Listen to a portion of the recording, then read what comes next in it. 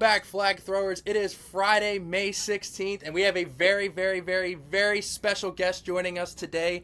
Former MLB Network host and executive producer and host of the Foul Territory Network. It is Scott Braun joining us today. Scott, how are you?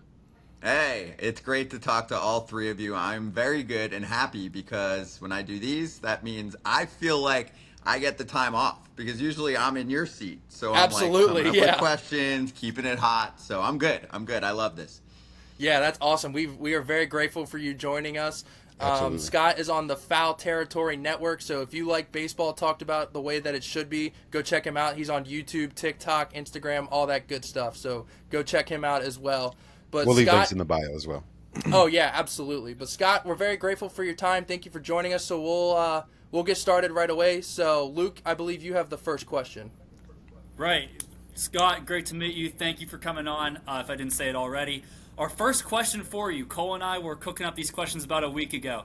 How did you get onto MLB Network? We're all big MLB Network fans, and we miss seeing you on TV, but we love the podcast. How did you originally get onto MLB Network? What did that path look like for you?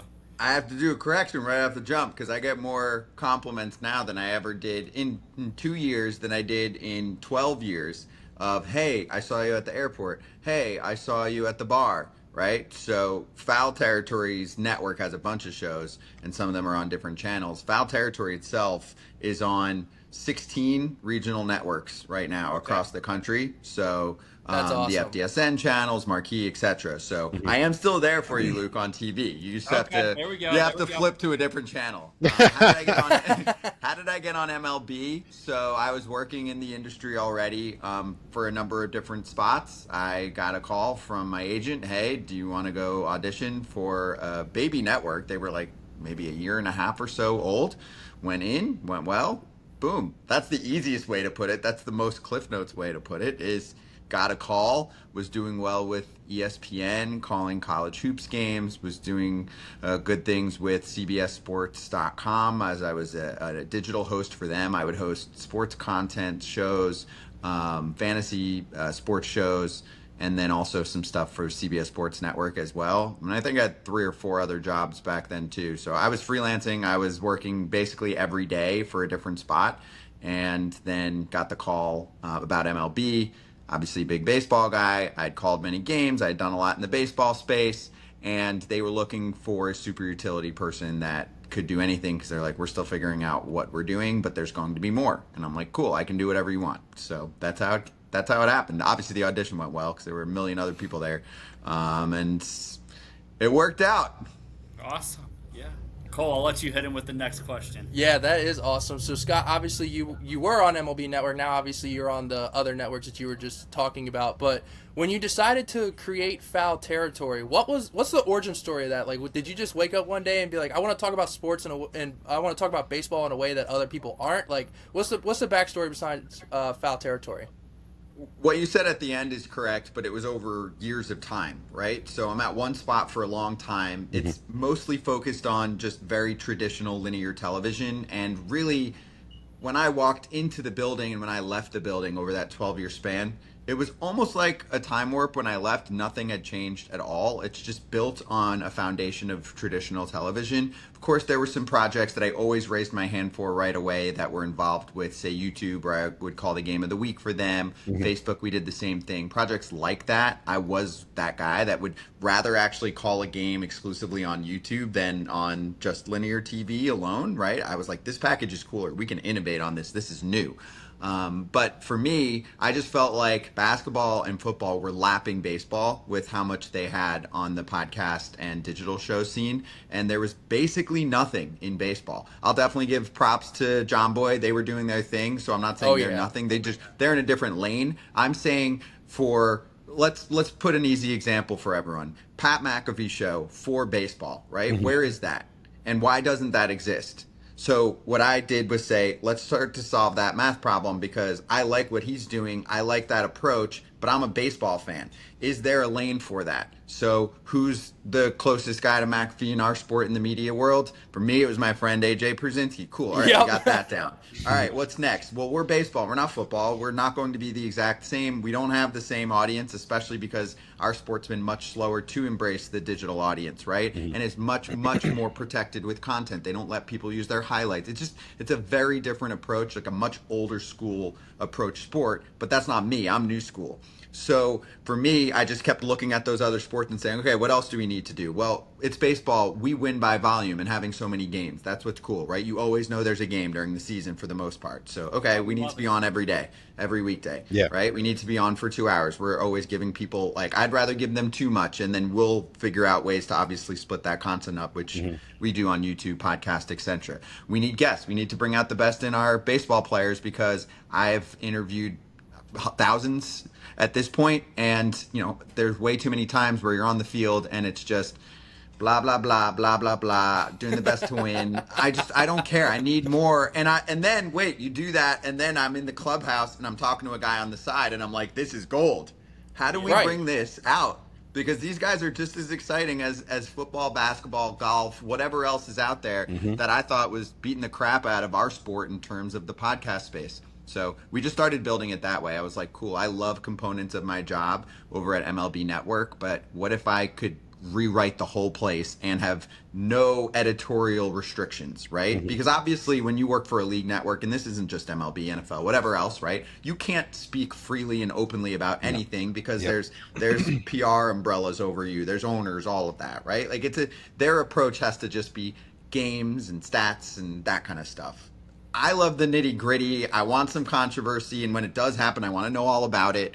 Like on one of our shows this week, it's not just let's talk about the Pete Rose situation. Let's bring on his lawyer and talk to him about it. Those are things I never would have been able to do in the past. So we drew it all up, and then now even adding layers to it is, okay, let's have, in my mind, the GM who's super open and has been great in other media platforms for a long time, and Jim Bowden. Ken Rosenthal as your insider, unfiltered for a while now, right? Has been awesome for us, and obviously used to do that with me at MLB Network for a long time. Buck Showalter's contributing now as a manager. And then the player part obviously goes without saying. I mean, we have a ton of players involved. These are guys that we thought really know the game, are super authentic, know a lot of players that they can ask to come on the show. They're down to hustle and work because a lot of guys made so much money they don't really want to do much. You'll see some other players sometimes pop up with a podcast. It's like once in a blue moon podcast. That's just not serving your audience enough. Like, if you want to really contribute content and you want to make a business out of it and have a dedicated fan base that you're going back and forth with, you've got to be on a lot. So anyway, that's the origin. Yeah, Scott, it's ironic you bring up Pat McAfee. So actually, when I told Jordan and Luke about how I was reaching out to you to see if you were interested in this, they were like, oh, well, what's Foul Territory like? I'm like, it's pretty much the Pat McAfee show, but baseball edition. So the fact that you described it as that is absolute gold. So, yeah. I'm so glad. that kind of leads into my next question, because people like Pat and you like inspired me and Jordan to get into podcasting ourselves. But you obviously couldn't do it alone. You needed some help as well. So, I mean, Eric Kratz, AJ Pierzynski, Todd Father, Cam Maben, Adam Jones. I mean, I could go on. How did you convince these guys to join a show that had no following? That's a good call. That is a good point. You have to have a respect level within the industry. I think you also have to really sell them on the dream and put it together. So there was a ton that went on behind the scenes over a pretty long period of time, right? The idea was there for years. I felt like I did my homework and research on it for, say, a 1 to 2 year period after thinking about it for already a 1 to 2 year period. Then over another 1 year period is when we actually put the pieces in place, right? So we said, hey, this is what the team would look like behind the scenes. Let's do a trailer, like a sizzle, something just internally so we can actually see what this looks like and compare it to what's out there for other sports. That's really what it took. And telling them, hey, I mean, give us a chance. Obviously, worst case for them, it's like, you can stop. Right? Yeah, I mean, right.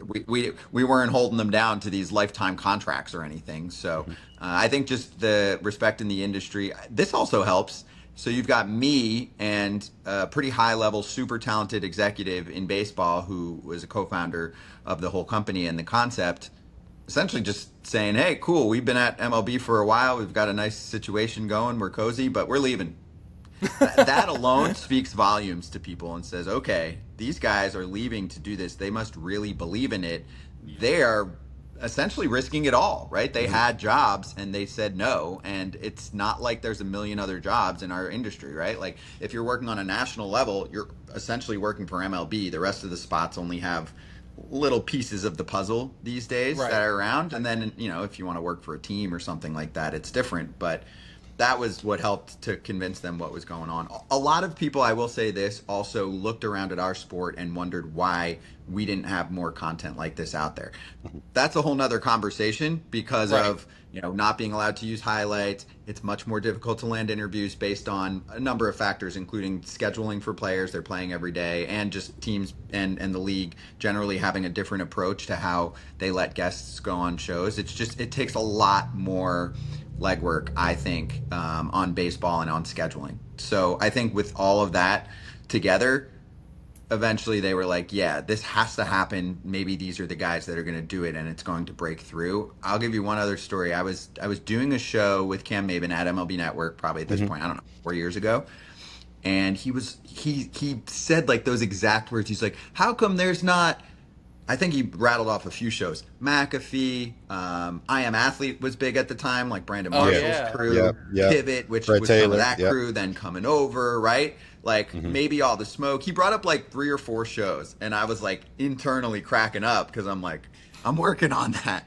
But it takes time to put it all together, and I'm like even in my head going, yeah, and I'm going to call Cam about it eventually too. So it all came to fruition, and yeah, it's been by far the most cool. exciting time period of my life, most rewarding, and I'm having the most fun by far. I love, and respect what I did in the past, but this is my true calling. I want to be able to say what I want to say. I want to be able to run a company the way that I think it should be run in terms of how people are treated and having like a real family environment. And when you're a small startup, you can do that. When you work in massive corporate world, it to me can get sterile. I'm not against it in all capacity, but I did it for a long time, and Right. and I think a lot of that So has you to would do with the understand for sure. leadership too, right? Like to be honest, I mean, my boss for a long period of that time, the one who was there the longest during that time period, was just like a super cold guy, not innovative at all, and that hurts. That hurts the environment because one person can really dictate how an entire place runs. So anyway, I looked around at all that and I was like, if I ever did this, I'd be the exact opposite of this guy.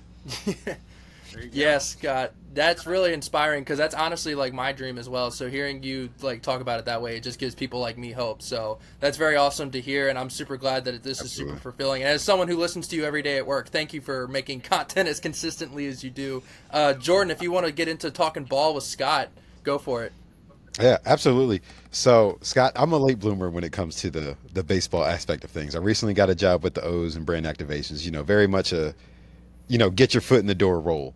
But so I'm more so like a football guy. So my question is, in other sports you may be interested in, and maybe like your favorite teams or, how you got into those sports. Sure. First off, congratulations. That's Thank you, awesome. thank you. And if you haven't already, and maybe on the side, let me know. You should say hi to Adam Jones next time he's in town or in the office. Oh, yeah. 'Cause obviously, Adam's my boy, and he's, pretty ingrained in trying to make sure that, he's not controlling wins and losses and player movement, but really like the whole culture of Orioles baseball and all of that. I think it's super cool, and they're so smart for having him be very helpful because he's also just real talk, really connected with people, loves to just like hang out with randos, for lack of a better term. Like he'll sometimes tweet like, hey, it'll be like a Tuesday morning and it's like, you'll see it. I mean, this is public domain. He'll tweet like, Right. hey, I'm in this random city. Anyone want to play golf with me this morning? I mean, that is, and he really does it. It's not like he's just doing that, like so many people put up fake things nowadays online, like just to get attention. He really does that. So anyway, hopefully you meet him. If not, let me know. I can definitely make sure next time he's town, he says hello because he's the man. Absolutely. I appreciate that. Yeah, of course. For fandom, I went to, for other sports, a lot of Jets and Nets growing up. I was from Jersey, Okay. so we stayed Okay. local, and the Jets were there. Obviously, for the most part, made the wrong decision in terms of Jets and Giants. The Jets are just miserable. I go in waves there. Like, it's always bad, in the past decade, but sometimes it's so bad that I just see it in the first few games and I'm like, I'm not doing this. You're just like, I'm good. Like this past year, I don't know, I might have watched like 6 quarters of football. Like, Oh no! Jeez. I'm saying, like, I was just like, I'm good. This isn't it. You know, this isn't for me. I don't have time to follow it. It's just we're running a lot right now, and we're 24/7 and really 365. So foul territory has shows 5 days a week year round. So I have to be really economical with how I'm spending my time. I'm super into music. I like to go to like EDM shows. So anyway, there's my Jet side. And then Nets is an interesting story because I've been able to use that experience for foul territory, and it's been part of why I'm so vocal about the A's situation and how the owner, John Fisher, was just a disaster as a PR person in every way that he's run the team. I was a big New Jersey Nets fan. Once they moved to Brooklyn, and I actually have a spot in Brooklyn now, I just didn't feel the same connection. I wasn't living in Brooklyn at the time, but once they left, I kind of migrated over to the Knicks. I was like, almost to honor my late grandfather. He was a huge Knicks fan. I'm like, I don't, that was Jersey, that was backyard, that was me going. I'm like, I don't feel the same connection. I don't dislike them, but I'm just like, I'm going to move over to the Knicks. And you're allowed, right? And it was years ago. Yeah, So yeah, for sure. So I went over to become a Knicks fan because I just felt like that resonated more with me. And again, I'm not like a hardcore Knicks fan. I don't get to catch a ton of games. I'm keeping an eye on playoffs and all of that, of course. I haven't been to a game this season, so I don't get to many. I probably get to 1 or 2 basketball games a year and 1 or 2 football games a year, and the rest is baseball. But that's the core of my fandom right now. Yeah, thank you. I appreciate that. Yeah. All right, Scott. So we obviously thank you for your time. So we're gonna all try to fit one more question each in. Luke and I have a 2-parter, so I'll do mine first. So I'm an Orioles fan, as you can tell. This is my first ever favorite player, Brian Roberts. Figured you would appreciate that. But Yes. So the Orioles. What the hell? I mean, like, we were supposed to make the playoffs, and we have a worse record than, like, I don't even know what. So, I mean, I was watching the game today, and it's just every time we pitch, I feel bad for Kevin Brown, our play-by-play, because, like, we just throw a pitch, and it's just... Oh, shit. Because it's leaving the yard. Like, it's bullshit, and I feel bad for Hyde. Hyder's a good dude. Like, he deserves to reap what he sowed because he's been with us for so long, but, like... We got to do something, Scott. So hypothetically, if Hyde and Elias got fired and they hired Scott Braun as GM, what's the first thing you would change, like, do to help this team? I would invest in player talent differently from the way that they did it. I mean, they did an awesome job of building a core, and you're going to have some hiccups on the development side, but they really didn't supplement the roster the way that they should have. And it's not like they were cheap. I mean, I think payroll was up by 60, 70 million from last season to this season. That's okay, right? The problem is how it was spent. I was towards the top of the list. If you're listening to me every day, you would know. Oh, yeah, I know. I was so critical. It was like one of those teams where you're picking on them because I saw it back to the trade deadline of last year. I'm a fan of Eflin, but then I thought they needed more, and obviously I didn't. I smashed the Rodgers trade. It's looking worse and worse by the day as Kyle Sowers looks like he's emerging, right? So it's all there, right? You can look it up all on our YouTube channel. I started there. And then I carried that all the way through the offseason. And it was probably the team I was the most critical of in the offseason. Not for lack of movement, but for the decisions they were making on who they were signing. I was the very, very low guy on Charlie Morton. The Braves had him for years. They finally decided this wasn't the one. Felt like the stuff was diminishing to a point where we were going to have a problem, and almost turned into like the last season of Adam Wainwright, where it's like I got somewhat of a curveball and nothing else. So when you add all of that up, you have a team that did not have the starting pitching in place, right? Right. The pitching is not developing as quickly as it should, or just as successfully as it should. Chase McDermott's hurt. Cade Bovich hasn't really emerged as a legit rotation guy yet, among other guys to mention, right?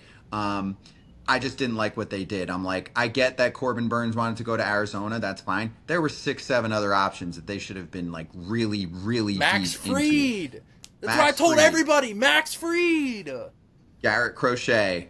Jesus Luzardo having a nice year. And there's 4 or 5 others that we can go down the line on and say, why were they not targets? Why were the targets, just for 2 players alone, $30 million, one guy who might not be in the league much longer, and another who I still think is going to be more of a back-end starter, right? Agreed. In Chicago. I know he's had ups and downs. So anyway, I looked at that. I'm like, that's not 30 mil well spent.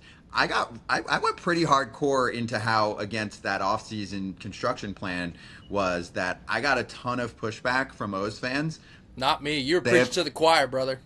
And I'm like, yo, listen, I truly don't have bias. And I was the top guy because I actually know the ownership group, some people around it, like that were minority owners that took over, right? And I was like, Right. this is going to change the franchise. And it is still right now, right? Like, Oh, it Jordan's is. in a great spot. He's working for an awesome org. It's just that I didn't like the actual player personnel that was going on, right? Like, you've got an owner now who's saying, hey, bring everything to me. I'm giving you more of a budget, but you have to spend it correctly. And they didn't. So right now, this is a perfect storm because the offense hasn't developed the way it should. But still, the offense can have a slow month like this. If there was a starting pitching staff behind it, you could overcome that and be like, we could be looking at them right now like, hey, this is a terrible start, but they're a couple games under 500. The way that this has looked now has just been an utter disaster. They're so often down, as you can see, 3, 4, 5-0 early on in games. I think that does lead to pressing from young players. So when you add all of that up, it's been pretty messy for the Orioles. And Orioles fans on our YouTube channel were commenting and really going after me, and they have all disappeared. I would respond to as many as possible and be like very, very detailed in why I was saying what I was saying, and also pointing out that I wasn't saying it about 30 teams. I was complimenting some, criticizing other, but I'm like, I'm sorry, I'm against you on this. This does not look the way it should, and here we are. Yeah. Scott, I appreciate that in-depth analysis, and like I said, you're preaching to the choir, brother. I know you got to run, but real quick, we have a signature question we ask everybody at the end of every interview. Jordan, go ahead and take the honors. What is your boldest sports take? Could be any sport. Any sport, anything. Wow, boldest sports take. Man, I wish I had time to think about that because I feel like I have a lot.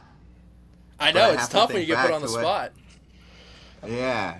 I mean, I'm talking for hours all the time on shows, and I feel like some of my bolder sports takes are probably with other sports since I know less about them. Oof. I'm trying to think back to what would line up. Well, here, Man, I this can is help a you tough out a one on little the bit. spot. According to AJ and Kratz, you thought Spencer Turnbull was the second coming of Jesus Christ, so that might be a bold sports take. They were getting on you so hard for that, and you're like, I'm just saying that he's a good starter. I'm not saying he's an ace.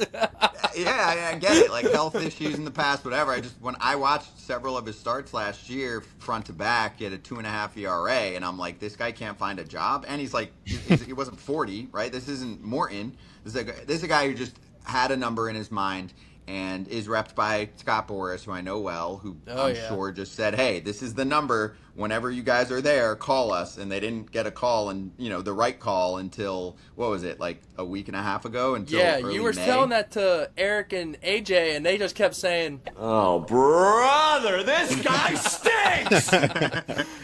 Well, yeah, there's a lot on the line when Spencer Turnbull shows up coming soon, right? When he shows up right. for the Blue Jays. I'm on your watching side, those Scott. first I few got you. starts, and I'm gonna torch them if I'm right. I mean, actually, just to keep it baseball, there have been a ton. I'm thinking as you were talking about some. For example, last year, I would say early in the second half of the season, it wasn't looking like things were right for Justin Verlander, and I'm like, he's not gonna be on the playoff roster. And my boy AJ went after me hard. He's like, yeah, you gonna tell him that? And I'm like, if I'm the manager, yeah. I mean, I'm not going. I mean, I'm telling him on my show, like it's a public show. He probably, gets word about people saying, I'm sure hey, he I don't does. think Justin Verlander's good enough. People are paying attention. But baseball players, if you go in clubhouses nowadays, they're here, right? They're watching stuff. So I was like, it is nothing against a Hall of Famer. I'm like, he does not look right, and he's not pitching a playoff game for me. Gets left off Lo the and playoff behold. roster. So I'll take that. So we have a lot of those that pop up. Yeah. I feel like I was early on that one, and sometimes I totally whiff. I whiff. Here's what I'm learning lately is I have to be a little more patient and do a little more digging, if I can, on players that fall off a cliff. So the prime example right now, because most of them I'm right? Exactly. Most of them we're all right? Anthony Rendon, like, just get out of here, right? Like, I don't want him on my organization anymore. He doesn't want to play. He's hurt all the time. it's leaving a bad taste in the mouth of current players. I've got a guy who's not playing, who's still kind of hurting my roster. I'm done, right? There's that kind of conversation. The conversation that I need to keep in mind is Javi Baez is what, 31, 32 years old, had years left on his deal. And then this is where we're not privy to things as much as anyone else. He had hip surgery in the offseason. We knew that he was going through injury issues. You just don't know how much. You don't know if it's chronic and if it's going to last forever and if they're ever going to be able to overcome it, because you've got Javi Baez and Chris Bryant. I would say the same thing about Chris Bryant. I'm like, I'm good. And he's a nice guy. I'm just like, I don't think he's going to be able to make it back. This sounds terrible. But you just never know. And for teams, they've invested so much money in these guys. They're like, are we going to pull the plug, or are we just going to have him around even if he's not playing much? Like, let's try and see if we can figure this out, because the talent was there before we signed him. And yes, Javi Baez is comeback player of the quarter and looking like he could start for the Detroit Tigers, or could start for the American League in the All-Star game representing the Detroit Tigers. So we had a good conversation about that other day, where it's like, we have to be careful about saying a team should actually cut bait with a player that they are highly invested in. And where would the Tigers be right now without Torque and Javi Baez, two guys that many fans were like, I'm done. All right, Scott. Well, we're very, very grateful for you and your time, and we would Absolutely. love to have you back on. You can be our baseball expert if you want. You can be the flag on the take baseball expert. But we end every episode the same, and for all the flag throwers tuning in, make sure you go check out Foul Territory. Go check out our boy Scott. He absolutely crushes it Monday through Friday, gives you all the baseball content you could possibly want. And flag throwers, you know how we end this. We're not going to apologize for winning. No, we are not. We will see you guys Wednesday. Take care. Peace out, y'all.